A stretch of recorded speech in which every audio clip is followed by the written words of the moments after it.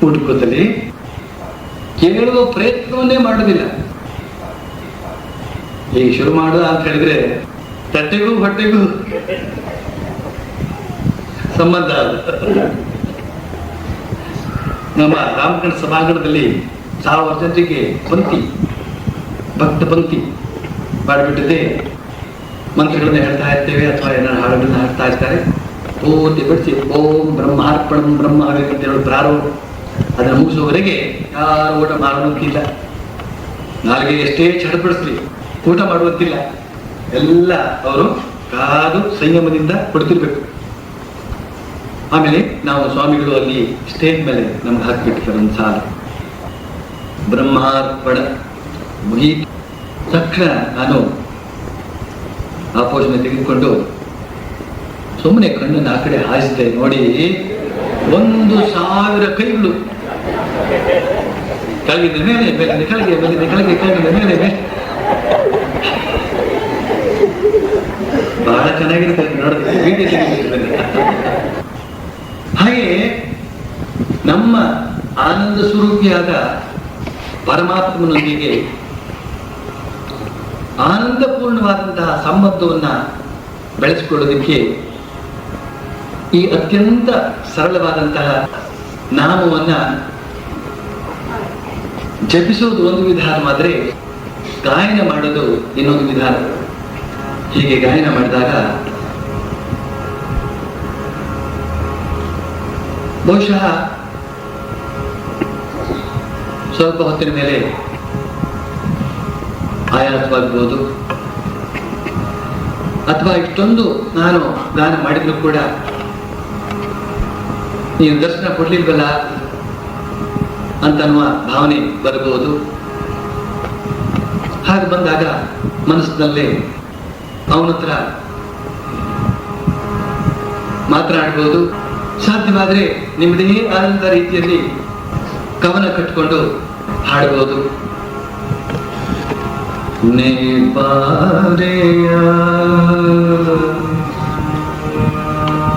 ದೇವ ದೇವ ನೇ ಬಾರೆಯ ಹೇ ದೇವ ದೇವ ನೀ ಬಾರೆಯ ಹೇ ದೇವ ದೇವ ಕಾದು ಕುಳಿತಿಯೇ ನೀ ಬರುವೆ ಎಂದು ನಂಬಿ ನಾನು ಕಾದು ಕುಳಿತಿದೆ ನೀ ಬಾರೆಯ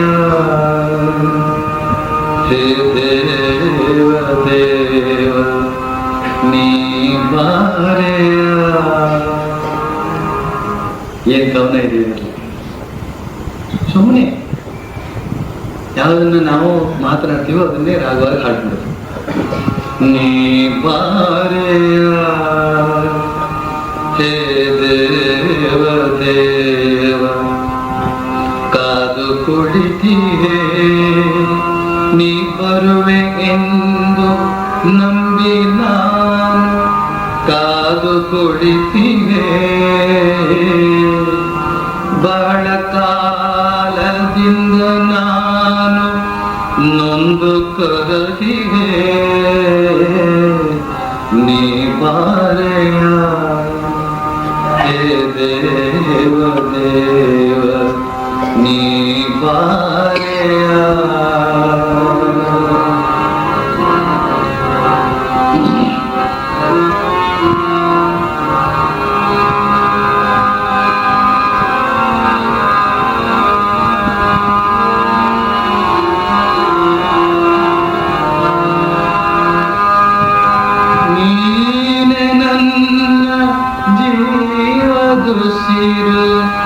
ಕರುಣೆ ದೋರು ಬಾರೋ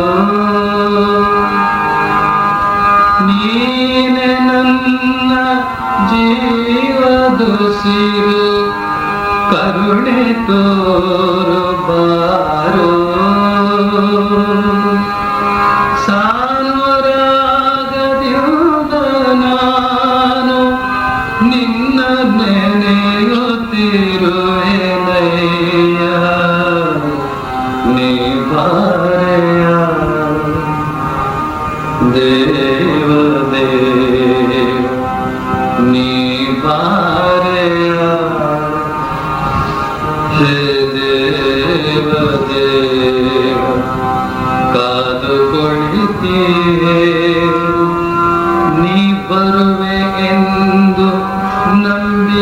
ನಾನು ಕಾದು ಕುಳಿತಿಗೆ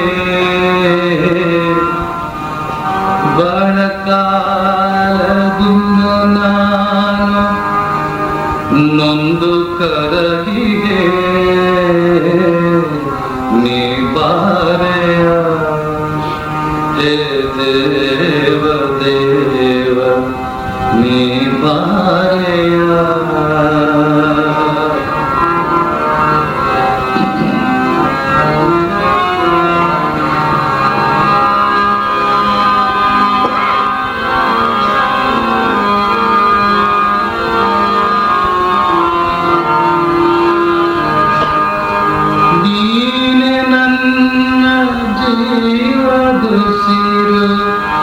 ಕರುಣೆ ತೋರು ಬಾರು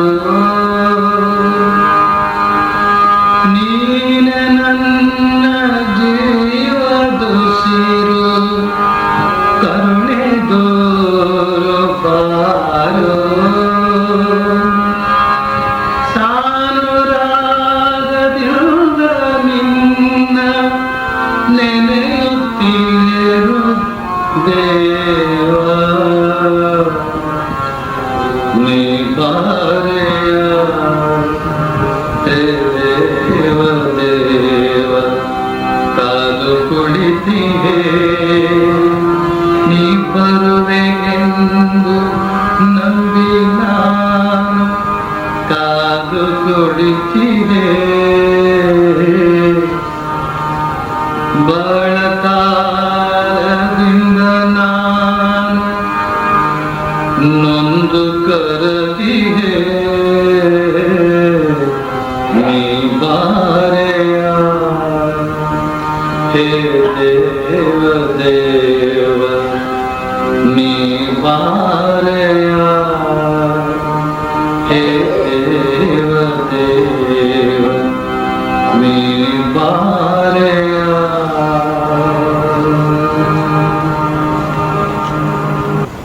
ಅತ್ಯಂತ ವಿನಯವಾಗಿ ಸುಸ್ತಾದ್ರಿಂದ ವಿನಯವಾಗಿ ಇನ್ಯಾರೂ ಇಲ್ಲಪ್ಪ, ನಿನಗಾಗಿ ನಾನು ಕೂತಿದ್ದೇನೆ, ಬೇರೆ ಎಲ್ಲರನ್ನು ಬಿಟ್ಟು ನಿನಗಾಗಿ ಕೂತಿದ್ದೇನೆ ನಾನು, ಬಾರಪ್ಪ. ನಮ್ಮದೇ ಆದಂತಹ ರೀತಿಯಲ್ಲಿ ನಾವು ಅವನನ್ನ ನಮ್ಮದೇ ಆದಂತಹ ರೀತಿಯಲ್ಲಿ ಕರಿಬೇಕು. ಹ್ಯಾಕ್ ಕರಿಬೇಕು, ಹ್ಯಾಕ್ ಕರೀಲಿ ಅಂತ ಚಿಂತೆ ಮಾಡಲಿಕ್ಕೆ ನಮ್ಮದೇ ಆದ ರೀತಿಯಲ್ಲಿ ಕರಿಬೇಕು. ನಮ್ಮ ದೇವರು ಜೊತೆ ನಾವು ಹೇಗೆ ಬೇಕಾದ್ರೂ ಇರ್ತೀವಿ. ನಾವು ಉಂಟು, ನಮ್ಮ ದೇವರು ಉಂಟು. ಅವರಿವರ ನೀತಿ ನಿಬಂಧಗಳ ತೊಂದರೆಗಳೇನೂ ಇಲ್ಲ. ನಾವು ಅರ್ಧಂಬರ್ಧ ಕನ್ನಡ ಗೊತ್ತಿರುವವರಾದ್ರಿಂದ ಈ ರೀತಿಯಲ್ಲಿ ಹೇಳ್ಕೋಬಹುದು ಅಂತ ತೋರಿಸಿಕೊಟ್ಟೆ. ಇನ್ನು ಚೆನ್ನಾಗಿ ಸಂಸ್ಕೃತ ಗೊತ್ತಿರುವವರಾದ್ರೆ ಮುದಂ ದೇಹಿ ಶ್ರೀ ಕೃಷ್ಣ ಕೃಷ್ಣ ಮಾಂ ಪಾಹಿ ಗೋಪಾಲ ಪಾಲ ಕೃಷ್ಣ ಕೃಷ್ಣ.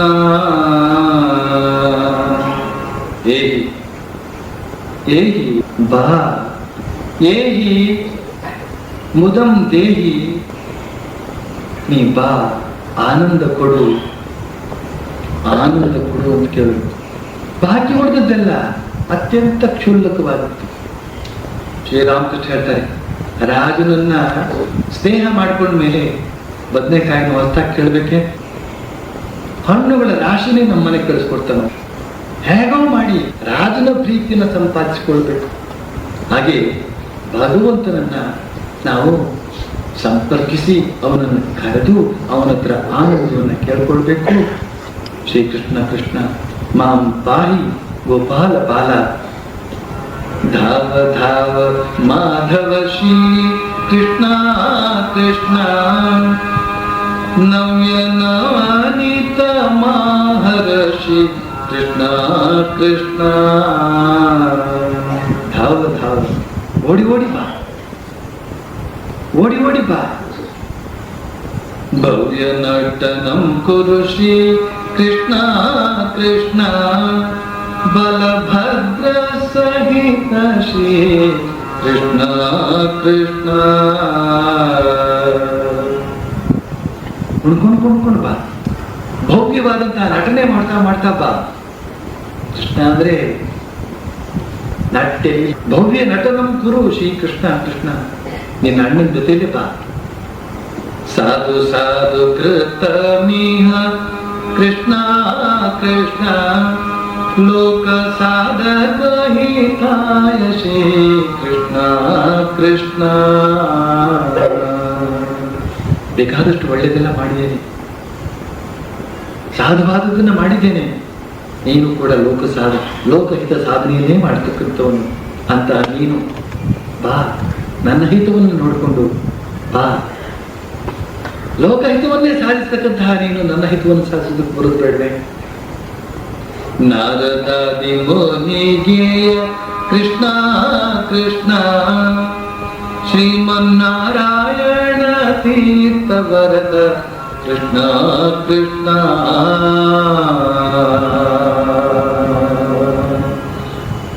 ನಾರದಾದಿ ಋಷಿಮುನಿಗಳು ನಿನ್ನ ಹೆಸರನ್ನ ಗಾನ ಮಾಡಿದ್ದಾರೆ, ಗೇಯ.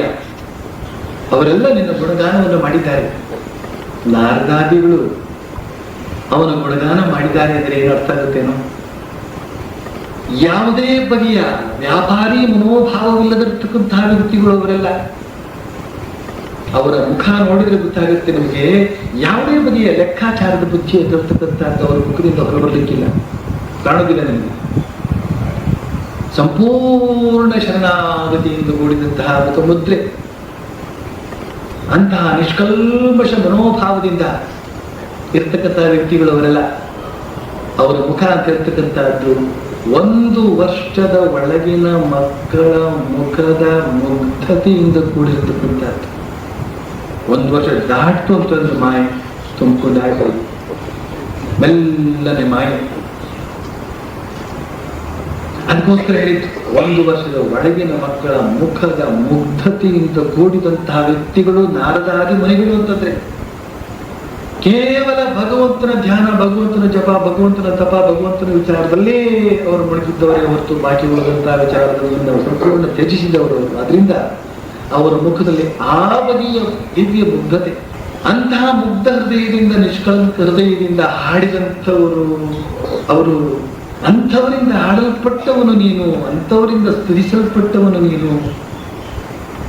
ಉದ್ದಿನಬೇಡ ಗಿರಾಕಿಗಳಿಂದ ಸ್ತುತಿಸಲ್ಪಟ್ಟವನಲ್ಲ ನೀನು. ಅದು ಬೇಕು, ಇದು ಬೇಕು, ಅದು ಕೊಡಪ್ಪ, ಇದು ಕೊಡಪ್ಪ ಅಂತೇಳಿ ಯಮಯಾತ್ರೆಯನ್ನು ಉಂಟು ಮಾಡ್ತಕ್ಕಂಥವರಿದ್ದಾರೆ. ಅಲ್ಲಲ್ಲ, ನಾವು ದೂರೋದಿಲ್ಲ, ವಿಷಯ ಅದಲ್ಲ. ಅವರು ಅದನ್ನು ಮಾಡ್ಕೊಳ್ಳಿ ಪಾಪ. ಯಾರ್ಯಾರಿಗೆ ಏನೇನು ಬೇಕೋ ಅದನ್ನೆಲ್ಲ ಪಡ್ಕೊಳ್ಳಿ. ನಾವು ಯಾತಕ್ಕಪ್ಪ ಅವ್ರ ಸ್ತುತಿಗಳು ಆಗ ಕೇಳಕ್ ಹೋದ್ರೆ ಅಂಥವ್ರೊಬ್ಬರು ಇದ್ದಾರೆ ಅಂತ ತಿಳ್ಕೊಳ್ಳೋದೇ ನಮ್ದು ದುರ್ಬುದ್ಧಿ ಅಂತ ನಾನು ಹೇಳ್ಬೇಕಾಗುತ್ತೆ. ಅವರೆಲ್ಲ ಇದ್ದಾರೆ ಅಂತ ನಾನು ಯಾತಕ್ಕೆ ತಿಳ್ಕೊಳಕ್ ಹೋಗ್ಬೇಕಪ್ಪ? ಆದ್ರೆ ಸಾಂದರ್ಭಿಕವಾಗಿ ಹೇಳಿಬಿಟ್ಟೆ. ಅಂದ್ರೆ ಈ ನಾರದಾದಿ ಮುನಿಗೇಯ ಅಂತ ಹೇಳೋ ಹೊತ್ತಿಗೆ ಅವರೆಲ್ಲ ನಿನ್ನನ್ನು ಹೊಗಳಿದ್ದಾರೆ ಅಂತನ್ನುವ ಮಾತನ್ನ ಈ ನಾರಾಯಣ ತೀರ್ಥರು ಕವಿಗಳು, ಭಕ್ತ ಕವಿಗಳು ಯಾಕೆ ಹೇಳ್ಬೇಕಾಗಿತ್ತು ಅಂತಂದ್ರೆ, ಅಂತಹ ಪರಮ ಪರಿಶುದ್ಧ ಹೃದಯರಾದಂತಹ ದಿವ್ಯ ಮುಗ್ಧತೆಯಿಂದ ಕೂಡಿದಂತಹ ವ್ಯಕ್ತಿಗಳು ನಿನ್ನ ಗುಣಗಾನವನ್ನು ಮಾಡಿದ್ದಾರೆ. ಅಂಥವನು ನೀನು ಬಾರಪ್ಪ, ಅಂತಹ ನೀನು ನನ್ನ ಬಳಿಗೆ ಬಾ. ಅಂದ್ರೆ ನಾನು ಕೂಡ ಅದೇ ಬಗೆಯ ಮುಗ್ಧತೆಯಿಂದ ಕರೆಯುವ ಪ್ರಯತ್ನ ಮಾಡ್ತಾ ಇದ್ದೀನಪ್ಪ. ನಾನು ಅಷ್ಟು ಪರಿಪೂರ್ಣವಾದಂತಹ ಮುಗ್ಧತೆಯಿಂದ ನಿನ್ನನ್ನು ಕರೆಯದೇ ಇರಬಹುದು, ಆದ್ರೆ ನನಗದೆಲ್ಲ ಗೊತ್ತು. ನಾರದಾದಿ ಮುನಿಗಳು ನಿನ್ನನ್ನ ಯಾವ ರೀತಿಯಲ್ಲಿ ಕರೆದಿದ್ದಾರೆ ಅಂತ ಅನ್ನೋದೆಲ್ಲ ಗೊತ್ತು.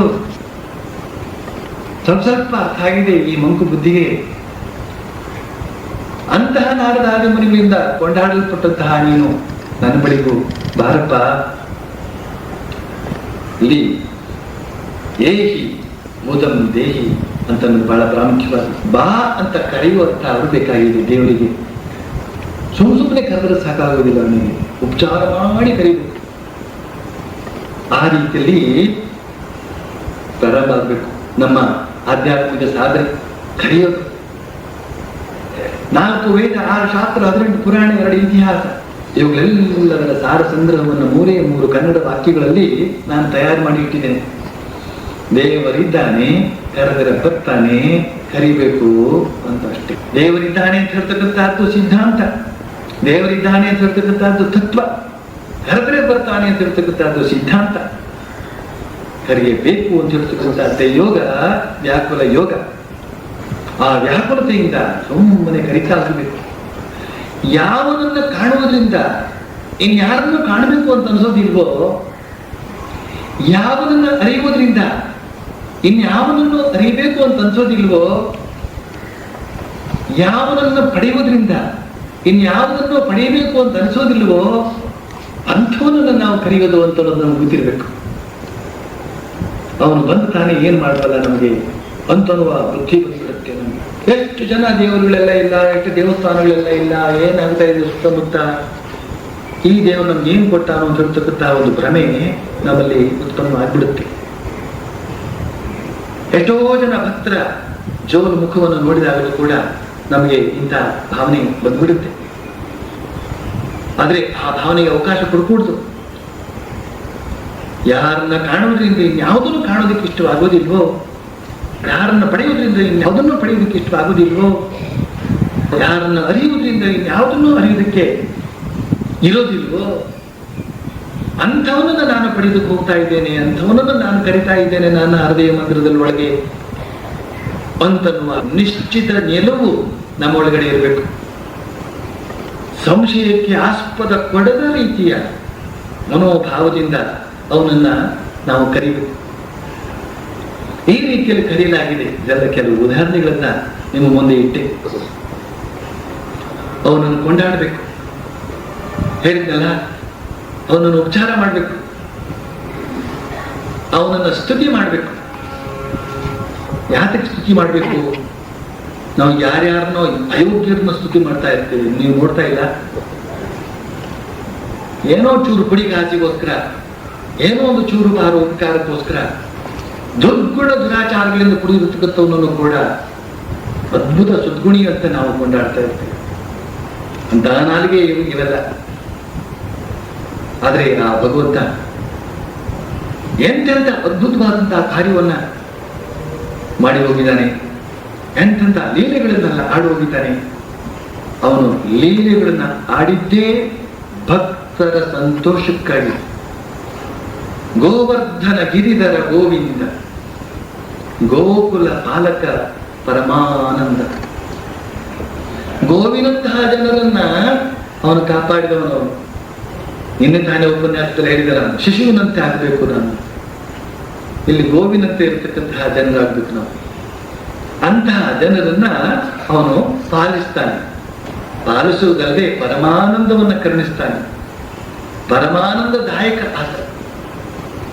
ಗೋವರ್ಧನ ಗಿರಿಧರ ಗೋವಿಂದ, ಗೋಕುಲ ಪಾಲಕ ಪರಮಾನಂದ, ಶ್ರೀವತ್ಸ ಅಂಕಿತ ಶ್ರೀ ಕೌಸ್ತುಭಧರ, ಭಾವಕ ಭಯಹರ ಪಾಹಿ ಮುಕುಂದ.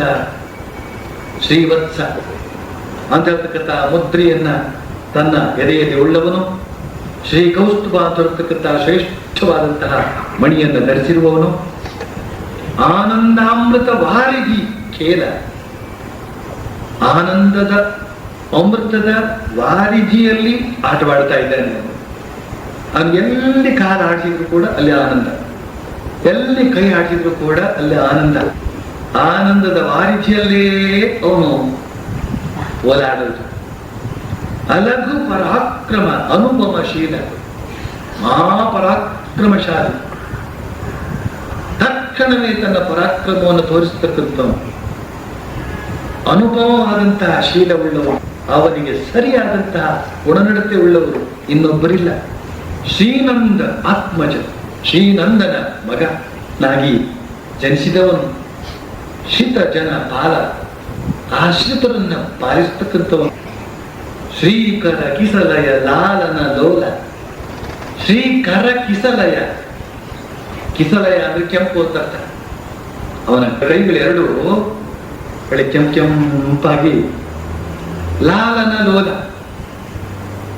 ಲಾಲನ ಲೋಲ ಅಂತ ಹೇಳುವಾಗಲೇ ನಿಮ್ಗೆ ಅರ್ಥವಾಗುತ್ತೆ. ಒಂದು ಮುದ್ದಾಗಿರ್ತಕ್ಕಂಥವನು ಅಂತ ಅರ್ಥ. ಯಾರು ಅವನು ನೋಡಿ ಅವನು ಎತ್ಕೊಳ್ಬೇಕು ಅಂತ ಇಷ್ಟ ಆಗುತ್ತೆ ಅಂಥವನು.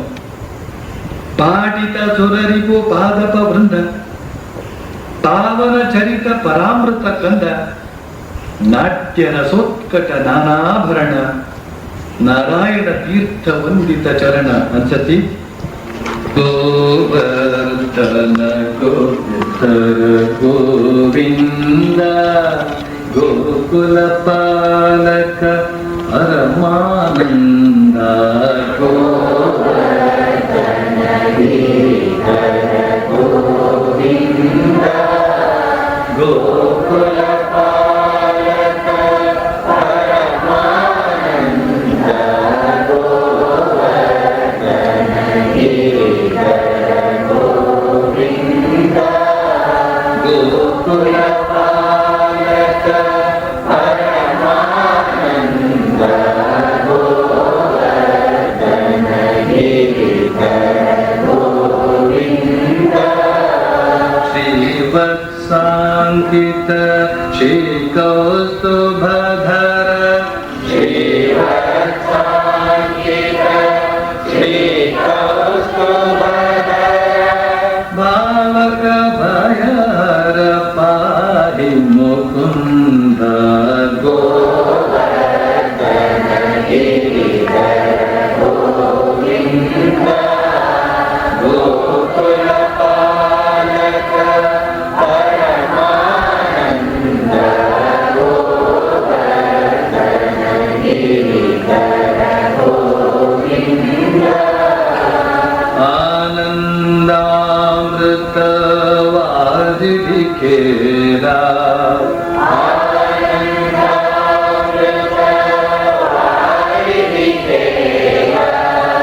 ಅಲಗು ಪರಾಕ್ರಮ ಅನುಪಮಶೀಲ,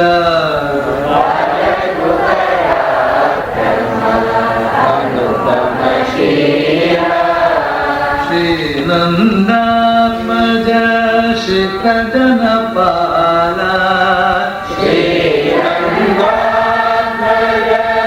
ಶ್ರೀಕೃಷ್ಣ ಪಾಲ, ಶ್ರೀಕರ ಕಿಸಲಯ ಲಾಲನ ಲೋಲ, ಗೋವರ್ಧನ ಗೋವಿಂದ, ಗೋಕುಲ ಪಾಲಕ ಪರಮಾನಂದ, ಗೋವರ್ಧನ ಗೋವಿಂದ. ಆಶಿತ ಸುರರಿಪು ಪಾದಪ ವೃಂದ, ಆಶಿತ ಸುರರಿಪು ಪಾದಪ ವೃಂದ, ಪಾವನ ಚರಿತ ಪರಾಮೃತ ಕಂದ, ಪಾವನ ಚರಿತ ಪರಾಮೃತ ಕಂದ, ನಾಟ್ಯ ರಸೋತ್ಕಟ ನಾನಾಭರಣ, ನಾಟ್ಯ ರಸೋತ್ಕಟ ನಾನಾಭರಣ, ನಾರಾಯಣ ತೀರ್ಥ ವಂದಿತ ಚರಣ, ಗೋವರ್ಧನ ಗೋವಿಂದ, ಗೋಕುಲ ಪಾಲಕ ಪರಮಾನಂದ, ಗೋವರ್ಧನ ಗೋವಿಂದ.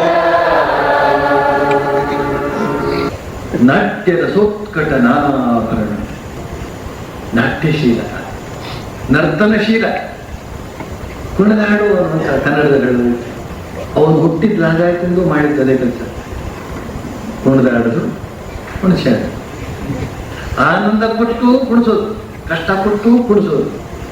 ಆದ್ರಿಂದ ಕುಣಿತಾ ಕುಣಿತಾ ಬಾ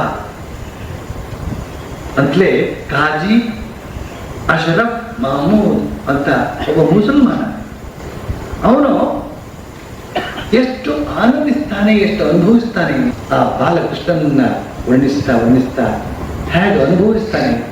ಹಿಂದೂ ಆದ್ರೇನು, ಮುಸಲ್ಮಾನ್ ಆದ್ರೇನು, ಅನುಭವ ಬಂತು ಅಂದ್ರೆ ಎಲ್ಲ ಒಂದೇ. ಅನುಭವ ಬರುವವರೆಗೆ ಅವನ ಹಾಗನ್ನೋದು ಇವನಿಗೆ ಹೀಗನ್ನು ಅನುಭವ ಬಂತು ಅಂತಂದ್ರೆ ಅವನು ಯಾವ ರೀತಿ ಕೊಂಡಾಡ್ತಾನೆ ನೋಡಿ. ठुमक ठुमक पग कुमक कुंज मग चटल चरण हरि आए, मेरे प्राण बुलावन आए, मेरे नयन लुभावन आए. ಹಿಂದಿ ಅರ್ಥ ಆಗದೇ ಇರುವವರಿಗೂ ಕೂಡ ಆನಂದ ಆಗ್ತಾ ಇರುತ್ತೆ ಆ ಬದಲಾಲಿತ್ಯದಿಂದ. ಆ ಕೃಷ್ಣ ಅಂತ ಒಬ್ಬ ಇದಾನಲ್ಲ, ಅವನು ಹುಟ್ಟಿ ಏನೇನು ಮಾಡ್ದ, ಅವನು ಹೋದ ಮೇಲೂ ಏನೇನು ಮಾಡ್ದ.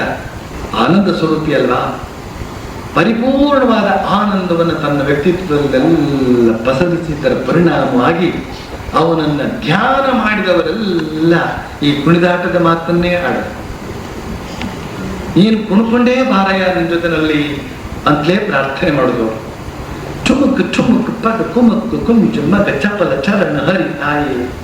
ಚಪಲ ಚರಣ ಹರಿ, ಆ ಹರಿಯ ಚರಣ ಚಪಲ. ಚಪಲ ಅಂದ್ರೇನು, ಒಂದು ಕ್ಷಣ ಸುಮ್ಮನೆ ನಿಲ್ಲುವುದಿಲ್ಲ, ಹೀಗೆ ಇಟ್ಟ ಎತ್ತದ. ಅದು ಎತ್ತಿದ ಅಂತಂದ್ರೆ ಮತ್ತೆ ಇಟ್ಟ ಈ ಕಾಲ ಎತ್ತಿದ. ಅವನು ಮಾತಾಡ್ತಿರುವಾಗಲೂ ಕೂಡ ಹೀಗೆ ಕುಣ್ಕೊಂಡೇ ಮಾತಾಡ್ತಿರ್ಬೋದು ಬಹುಶಃ.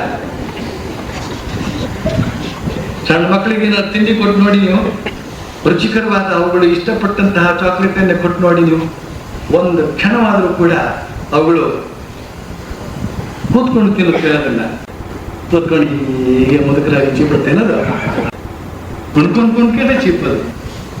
ಅದು ಕೈ ಕೊಟ್ಟ ತಕ್ಷಣ ಅದು ಒಂದು ವಿಚಿತ್ರವಾದಂತಹ ಡ್ಯಾನ್ಸ್ ಆಡ್ತಾನೇನೆ ಓಡ್ತಾ ಇರ್ತದೆ.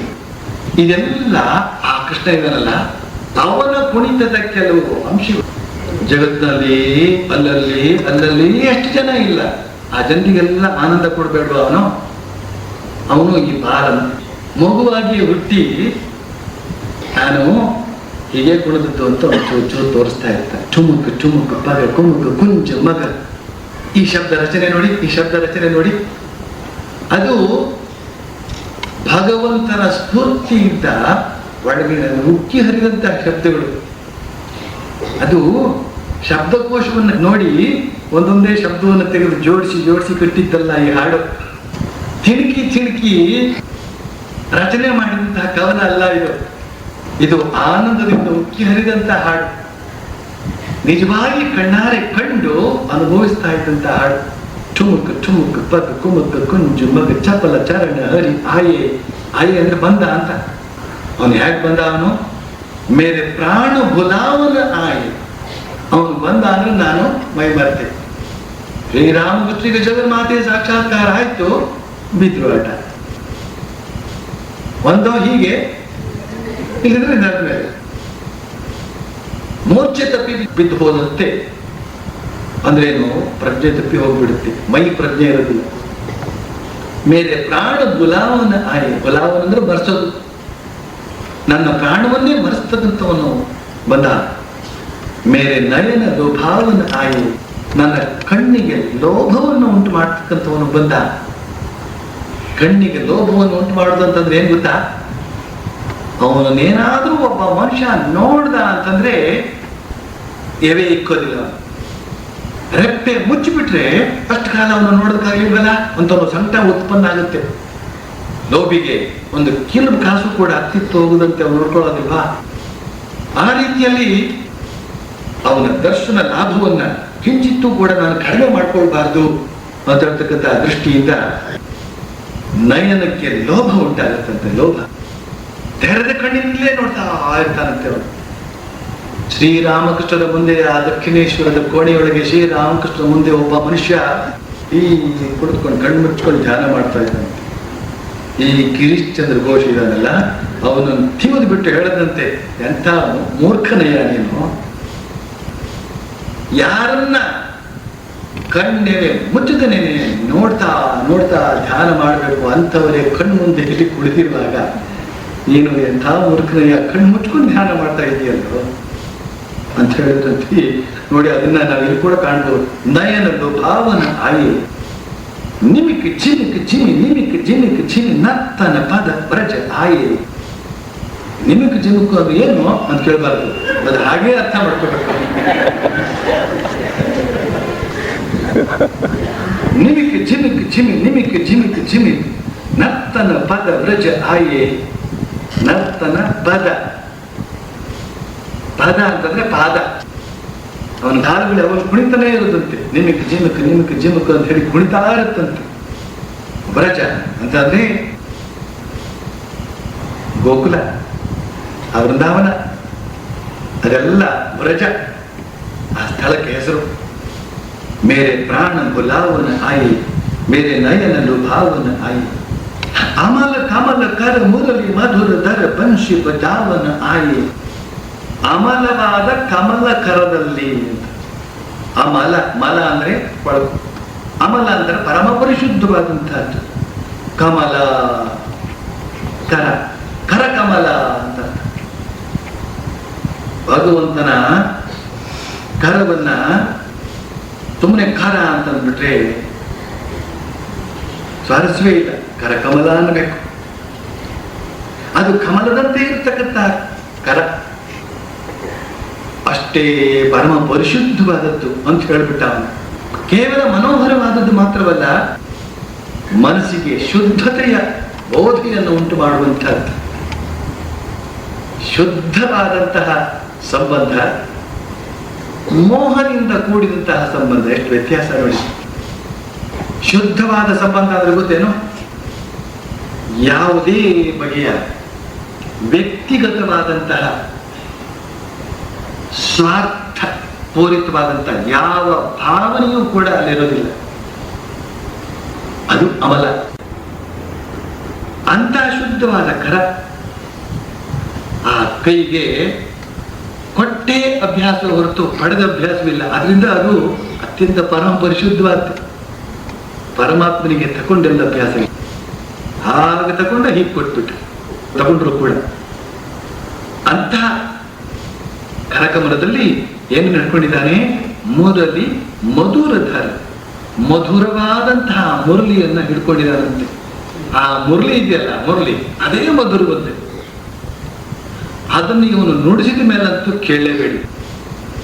ಪ್ರಾಣಿಗಳು ಪಕ್ಷಿಗಳು ಎಲ್ಲ, ಮನುಷ್ಯರ ಸಮೇತವಾಗಿ ಪ್ರಾಣಿಗಳು ಪಕ್ಷಿಗಳು ವಿಷಪ್ರಾಣಿಗಳು ಕೂಡ ಎಲ್ಲ ಬಂದು ಅಲ್ಲಿ ಸುಮ್ಮನೆ ಮುಗ್ಧವಾಗಿ ಕುಳಿತುಬಿಡುತ್ತವತ್ತೆ. ಅಂತ ಮಧುರವಾದ ಮುರಳಿಯನ್ನ ಹಿಡ್ಕೊಂಡವನು ಬಂಶಿ ಬಜಾವನ ಆಯಿ. ಬಂಶಿ ಅಂತಂದ್ರೆ ಕೊಳಲು ಅಂತ ಅರ್ಥ. ಬಂಶಿ ಅಂದ್ರೆ ಬಿದಿರು ಅಂತ ಅರ್ಥ. ಬಿದಿರಿನಿಂದ ಕೊಳಲು ತಯಾರಿಸೋದ್ರಿಂದ ಬಂಶಿ ಅಂತ ಹೇಳಿದ್ರು ಕೂಡ ಕೊಳಲು ಅಂತಲೇ ಅರ್ಥ. ಆ ಬಂಶಿ ಬಜಾವನ ಆಯಿ ಅಂತ ಹೇಳಿದ್ರೆ, ಬಂಶಿ ಅಂತಂದ್ರೆ ಬಾನ್ಸಿ, ಬಾನ್ಸಿ ಅಂತಂದ್ರೆ ಬಿದಿರು ಅಂತ ಹೇಳಿದ್ನಲ್ಲ. ನಾವು ಅಕ್ಷರಶಃ ಅರ್ಥ ಮಾಡ್ಕೊಂಡು ಹೋಯ್ತು ಅಂತಂದ್ರೆ ಏನ್ ಹೇಳ್ದಂಗಾಗುತ್ತೆ, ಅವನು ಬಿದಿರನ್ನು ಬಾರಿಸ್ತಾ ಬಂದ ಅಂತ, ಕೊಳನ್ನು ಬಾರಿಸ್ತಾ ಬಂದ ಅವನು. ಆ ಕೊಳನ್ನು ಬಾರಿಸ್ತಾ ಬಂದ ನೋಡಿ ನನ್ನ ಪ್ರಾಣವನ್ನೇ ಮರೆಸಿಬಿಟ್ಟ, ನನ್ನ ಕಣ್ಣಿಗೆ ಲೋಭವನ್ನೇ ಉಂಟು ಮಾಡಿಬಿಟ್ಟ. ಮೇರೆ ಪ್ರಾಣ ಬುಲಾವನ ಆಯೆ, ಮೇರೆ ನಯನ ಲುಭಾವನ ಆಯೆ. ಚುಮಕ್ ಚುಮಕ್ ಪಗ ಕುಮಕ್ ಕುಂಜ ಮಗ ಚಪಲ ಚರಣ ಹರಿ ಆಯೆ. ಓ ಚಪಲ ಚರಣ ಹರಿ ಆಯೆ, ಓ ಚಪಲ ಚರಣ ಹರಿ ಆಯೆ. ಟುಮಕ್ ಟುಮಕ್ ಪಗ ಕುಮಕ್ ಕುಂಜ ಮಗ ಚಪಲ ಚರಣ ಹರಿ ಆಯೆ.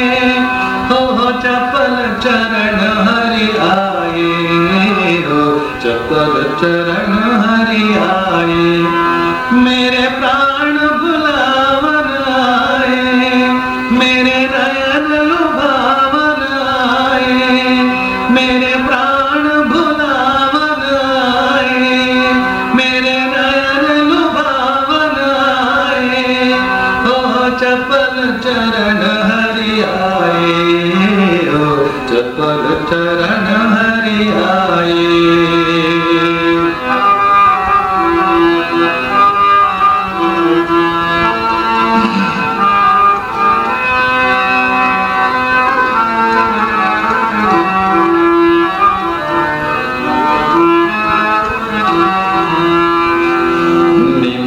झिमिक झिम निमिक झिदिक झिम नर्तन पद व्रज आए हो नर्तन पद व्रज आए हो नर्तन पद व्रज आए निमिक झिमिक झिम निमिक झिमिक झिम नर्तन पद व्रज आए हो नर्तन पद व्रज आए हो नर्तन पद व्रज आए मेरे प्राण बुलावन आए मेरे नयन लुभावन आए मेरे प्राण बुलावन आए मेरे नयन लुभावन आए हो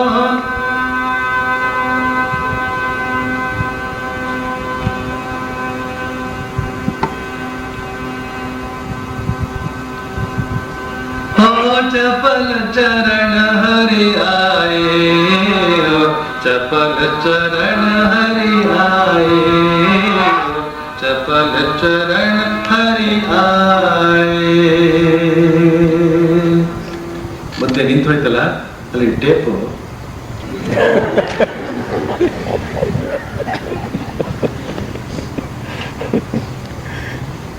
ಹೀಗೆ ಭಗವಂತನ ಗುಣಗಾನವನ್ನು ಮಾಡ್ತಾ ಆಧ್ಯಾತ್ಮಿಕ ಆನಂದವನ್ನ ಅನುಭವಿಸೋದಕ್ಕೆ ಎಷ್ಟು ಸ್ವಾರಸ್ಯವಾಗಿರುತ್ತೆ. ಇಂಥವುಗಳನ್ನೆಲ್ಲ ಬಿಟ್ಟು ಅಲ್ಲೇ ಏನಾಯ್ತು ಇಲ್ಲೇ ಏನಾಯ್ತು ಸಾಬರಿ ಮಸೀದಿನಲ್ಲಿ ಏನಾಯ್ತು ಅಂತ ಶ್ರೀರಾಮಕೃಷ್ಣ ಹೇಳ್ತಾರೆ. ಆ ಲಂಕೆಯಲ್ಲಿ ರಾವಣ ಸತ್ತ ಅಂತ ಇಲ್ಲಿ ಲಾಹೋರ್ನಲ್ಲಿ ಒಬ್ಬ ಮಾರಿ ಹತ್ತು ಅಳಲೆಕಾಯಿ ಆದ್ನಂತೆ. ಯಾರೋ ಎಲ್ಲೋ ಏನೋ ಸತ್ತು ಏನೇನೋ ಗಂಡಾಂತರಗಳಾಗಿ ಯಾರ್ಯಾರೋ ಎಲ್ಲೆಲ್ಲೋ ಹತ್ತು. ಇಂಥ ದಿವ್ಯವಾದ ಆನಂದವನ್ನು ಅನುಭವಿಸೋದಕ್ಕೆ ನಮ್ಮ ಸಾಧು ಸಂತರು ಎಂತೆಂಥ ಮಾರ್ಗಗಳನ್ನೆಲ್ಲ ಕಲ್ಪಿಸಿಕೊಟ್ಟಿದ್ದಾರೆ. ಈ ಮಾರ್ಗವನ್ನು ಅವಲಂಬಿಸುವುದು ಬಿಟ್ಟು ಬಾಯಿ ಮುಚ್ಚಿಕೊಂಡು ಅಂದ್ರೆ ಬಾಕಿ ಉಳಿದ ವಿಚಾರಗಳನ್ನೆಲ್ಲ ಬಿಟ್ಟು ಶನೈ ಶನೈ ರೂಪರನೇ ಬುದ್ಧ್ಯ ಧೃತಿ ಗೃಹೀತೆಯ ಆತ್ಮ ಸಂಸ್ತಂಭನ ಕೃತ್ವ ನ ಕಿಂಚಿದಪಿ ಚಿಂತೆಯೇ ನ ಕಿಂಚಿದಪಿ ಇನ್ನೇನನ್ನು ಕೂಡ ಚಿಂತೆಯೇ ಚಿಂತಿಸಬೇಡ, ಇನ್ಯಾವುದನ್ನು ಕುರಿತಾಗೂ ಕೂಡ ಯೋಚಿಸಬೇಡ ಅಂತ. ಕನಿಷ್ಠ ಪಕ್ಷ ರಿಟೈರ್ಡ್ ಆದ್ಮೇಲಾದ್ರೂ ಕೂಡ ಈ ಬುದ್ಧಿ ಬಂದ್ರೆ, ಅದಕ್ಕಿಂತ ಮೊದಲ ಏನೇನೋ ಅವನಿಗೆ ಅದು ಎಂಥ ಕುದುರೆ ಅಂತಂದ್ರೆ ಲಗಾಮೇಲೆ ಕುದುರೆ. ರಿಟೈರ್ ಆಗಬೇಕಾದ್ರೆ ಮೊದಲು ಸ್ವಲ್ಪ ಇನ್ನೂ ರಕ್ತ ಎಲ್ಲ ಗಟ್ಟಿ ಇರುತ್ತಲ್ಲ, ಲಗಾಮೇಲೆ ಇರತಕ್ಕಂಥ ಕುದುರೆ ಯುವಕರು ಅಂತಂದ್ರೆ ಕನಿಷ್ಠ ಪಕ್ಷ ಇನ್ನೇನು ಆಗೋದಿಲ್ಲ ನಮ್ಮಿಂದ, ಈ ಜಗತ್ತಿಗೆ ನನ್ನಿಂದ ತಂದೆಲ್ಲ ಸಂದಿತ್ತು, ಇನ್ನು ನಂದೇ ಸಂದಾಯವಾಗ್ತಾ ಇದೆ ಅಂತ ಯಾರಿಗೆ ಗೊತ್ತಾಗ್ತಾ ಇದೆಯೋ ಅವರಾದ್ರೂ ಈ ಭಗವದ್ ಆನಂದದ ಕಡೆಗೆ, ಅಧ್ಯಾತ್ಮದ ಆನಂದದ ಕಡೆಗೆ ಗಮನ ಹರಿಸುವುದಾದ್ರೆ ಎಷ್ಟು ಆನಂದ ಅನುಭವಿಸ್ತೀವಿ. ಎಷ್ಟೋ ಸತಿ ನನಗೆ ಅನಿಸ್ತಾ ಇದೆ ಈ ನಡುವೆ ನನ್ನ ದಿನಗಳೆಲ್ಲ ಸುಮ್ಮನೆ ನಷ್ಟವಾಗ್ತಾ ಇದೆಯಲ್ಲ. ಯಾಕೆ ಅಂತಂದ್ರೆ ಪ್ರತಿ ಸಂಜೆ 5 ಗಂಟೆಯಿಂದ ಅಥವಾ 5:30 ಗಂಟೆಯಿಂದ 7:30 ಗಂಟೆವರೆಗೆ ಕನಿಷ್ಠ ಪಕ್ಷ 2 ಗಂಟೆಗಳವರೆಗೆ ಈ ಶರೀರ ಮನಸ್ಸು ಬುದ್ಧಿ ಅಂತ ಹೇಳ್ತಕ್ಕಂಥದ್ದು ಭಗವಂತನ ಗುಣ ಕೀರ್ತನಗಳ ಮೂಲಕವೇ ಸುಸ್ತಾಗಬೇಕು, ಭಗವಂತನ ನಾಮಜಪದಿಂದಲೇ ಸುಸ್ತಾಗಬೇಕು ಮತ್ತು ಆನಂದವನ್ನು ಅನುಭವಿಸ್ತಾ ಹಾಗೇ ಮತ್ತನಾಗಿ ಬಿದ್ದಿರಬೇಕು. ದಿನಂಪ್ರತಿ ಒಂದು ದಿನ ಅಂತದ್ದು ಮಾಡೋಕ್ಕೆ ಸಾಧ್ಯವಾಗದೇ ಇದ್ದಾಗ ಅಯ್ಯೋ ಇವತ್ತು ಮಾಡೋಕ್ಕೆ ಸಾಧ್ಯವಾಗಲಿಲ್ವಲ್ಲ, ಅದು ಕೂಡ ಎಲ್ಲಿಯವರೆಗೆ ನಾನು ಈ ನಗರದಲ್ಲಿ ಇರ್ತೇನೋ ಅಲ್ಲಿಯವರೆಗೆ ಸಹಸ್ರಾರು ಸಂಖ್ಯೆಯ ಜನರನ್ನು ಸೇರಿಸಿಕೊಂಡು ಈ ಆನಂದವನ್ನ ಅನುಭವಿಸ್ತಾ ಇರಬೇಕು, ನಾನು ಅನುಭವಿಸಿ ಎಲ್ಲರೂ ಅನುಭವಿಸುವಂತೆ ಆಗಬೇಕು ಅಂತ ಒಂದು ಆಸೆ. ಇಲ್ವೋ ಹಿಮಾಲಯದ ಪರಮ ಪ್ರಶಾಂತವಾದ ಪರಮ ಸುಂದರವಾದಂತಹ ಪ್ರದೇಶದಲ್ಲಿ ಒಂದು ಕುಟೀರ ಕಟ್ಕೊಂಡು ವಯಸ್ಸಾದ್ರಿಂದ ಸ್ವಲ್ಪ ನೋಡ್ಕೊಳ್ಳೋದಕ್ಕೆ, ಶರೀರವನ್ನು ನೋಡ್ಕೊಳ್ಳೋದಕ್ಕೆ ಒಂದಿಬ್ರು ವ್ಯಕ್ತಿಗಳನ್ನ, ಉತ್ಸಾಹಿಗಳಾದಂತಹ ತ್ಯಾಗಿಗಳಾದಂತಹ ತರವನ್ನ ಇಟ್ಕೊಂಡು ಆ ದಿವ್ಯವಾದಂತಹ ಪ್ರಕೃತಿಯನ್ನೇ ನೋಡ್ತಾ ಆ ಪರಮ ಪರಿಶುದ್ಧವಾದಂತಹ ಗಾಳಿಯನ್ನೇ ಸೇವಿಸ್ತಾ, ಹೇ ಪರಮಾತ್ಮ ಎಂತಹ ದಿವ್ಯವಾದಂತಹ ಗಾಳಿಯನ್ನು ಇಲ್ಲಿಟ್ಬಿಟ್ಟಿದೆಯಲ್ಲ, ನಾನು ಅಲ್ಲಿ ಆ ಮೋರಿ ವಾಸನೆಯನ್ನು ಕುಡಿತಾ ಕೂದಲ್ಲ ಅಂತ ಹಿಂದೆ ಮಾಡಿದಂತಹ ತಪ್ಪಿಗಾಗಿ ಪಶ್ಚಾತ್ತಾಪ ಪಡ್ತಾ ಈಗಲಾದರೂ ಕೂಡ ಇಂತಹ ಒಂದು ದಿವ್ಯವಾದ ಗಳಿಗೆ ಸನ್ನಿಹಿತವಾಯ್ತಲ್ಲ ಅಂತ ಆನಂದ ಪಡ್ತಾ ಕೂತ್ಬಿಡ್ಬೋದಾಗಿತ್ತು. ಯಾವಾಗ ನಗರದಲ್ಲಿದ್ದೇನೋ ಸಹಸ್ರಾರು ಜನರಿಂದ ಕೂಡಿದಂತಹ ಸಭೆಯಲ್ಲಿ ಭಗವನ್ನಾಮ ಸಂಕೀರ್ತನೆಯನ್ನು ಮಾಡುತ್ತಾ ಎಲ್ಲರೂ ಕೂಡ ಆ ಪರಮ ವೈಕುಂಠದಲ್ಲಿ ಆನಂದವನ್ನ ಅನುಭವಿಸುವಂತೆ ಆಗ್ಬೇಕು. ಹೇಳಿ, ಗೋವಿಂದ ಗೋವಿಂದ ಹರಿ ಆನಂದ, ಗೋವಿಂದ ಗೋವಿಂದ ಹರಿ ಆನಂದ, ಗೋವಿಂದ ಗೋವಿಂದ ಹರಿ ಆನಂದ, ಸಕಲ ಸಾಧನ ನಿನ್ನಾನಂದ, ಸಕಲ ಸಾಧನ ನಿನ್ನಾನಂದ, ಗೋವಿಂದ ಗೋವಿಂದ ಹರಿ ಆನಂದ, ಗೋವಿಂದ ಗೋವಿಂದ ಹರಿ ಆನಂದ, ಅನುರೇಣು ತೃಣಕಾಷ್ಟ ಪರಿಪೂರ್ಣ ಗೋವಿಂದ, ಅನುರೇಣು ತೃಣಕಾಷ್ಟ ಪರಿಪೂರ್ಣ ಗೋವಿಂದ, ಅನುರೇಣು ತೃಣಕಾಷ್ಟ ಪರಿಪೂರ್ಣ ಗೋವಿಂದ, ಅನುರೇಣು ತೃಣಕಾಷ್ಟ ಪರಿಪೂರ್ಣ ಗೋವಿಂದ, ನಿರ್ಮಲಾತ್ಮಕನಾಗಿರುವುದೇ ಆನಂದ, ನಿರ್ಮಲಾತ್ಮಕನಾಗಿರುವುದೇ ಆನಂದ, ಗೋವಿಂದ ಗೋವಿಂದ ಹರಿ ಆನಂದ, ಗೋವಿಂದ ಗೋವಿಂದ ಹರಿ ಆನಂದ, ಸೃಷ್ಟಿ ಸ್ಥಿತಿ ಲಯ ಕಾರಣ ಗೋವಿಂದ, ಸೃಷ್ಟಿ ಸ್ಥಿತಿ ಲಯ ಕಾರಣ ಗೋವಿಂದ, ಸೃಷ್ಟಿ ಸ್ಥಿತಿ ಲಯ ಕಾರಣ ಗೋವಿಂದ, ಸೃಷ್ಟಿ ಸ್ಥಿತಿ ಲಯ ಕಾರಣ ಗೋವಿಂದ, ಈ ಪರಿ ಮಹಿಮೆಯ ತಿಳಿಯೋದೆ ಆನಂದ, ಈ ಪರಿ ಮಹಿಮೆಯ ತಿಳಿಯೋದೆ ಆನಂದ, ಗೋವಿಂದ ಗೋವಿಂದ ಹರಿ ಆನಂದ, ಗೋವಿಂದ ಗೋವಿಂದ ಹರಿ ಆನಂದ, ಮಂಗಲ ಮಹಿಮ ಶ್ರೀ ಪುರಂದರ ವಿಠಲ, ಮಂಗಲ ಮಹಿಮ ಶ್ರೀ ಪುರಂದರ ವಿಠಲ, ಮಂಗಲ ಮಹಿಮ ಶ್ರೀ ಪುರಂದರ